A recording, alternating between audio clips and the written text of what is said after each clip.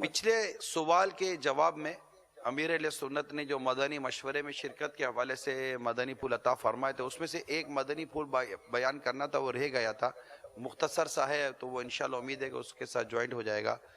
بعض ایسے اسلامی بھائی ہوتے ہیں جن کے پاس دعوت اسلامی کے مدنی کام کی ذمہ داریاں ہوتی ہیں،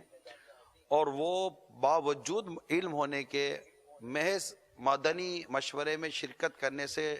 سستی کرتے، غفلت کرتے، یا اس کو اہمیت نہیں دیتے۔ شاید ان کو یہ ہوتا ہے کہ یار وہی باتیں ہوں گی، وہی کارکردگی ہوگی، کون سی نئی بات ہوگی، لیکن وہ اہم ترین ذمہ داریوں پر ہوتے ہیں۔ تو میری ان تمام دعوت اسلامی کے ذمہ داران سے مدنی التجا ہے، آپ کسی بھی ملک میں ہیں، کسی بھی شہر یا کابینہ میں مشاورت میں ہیں، آپ کو جب بھی مدنی مشورے کی تاریخ دی جائے، نگرانوں کو یہی التجا کی جاتی ہے کہ وہ باہمی مشورے سے مدنی مشورے کی تاریخ کا تعین کریں، وقت وغیرہ کا تعین کریں۔ لیکن آپ کو جب اطلاع ملے کہ یہ مدنی مشورے کی تاریخ ہے یا مدنی مشورے کا وقت ہے، میری مدنی التجا ہے،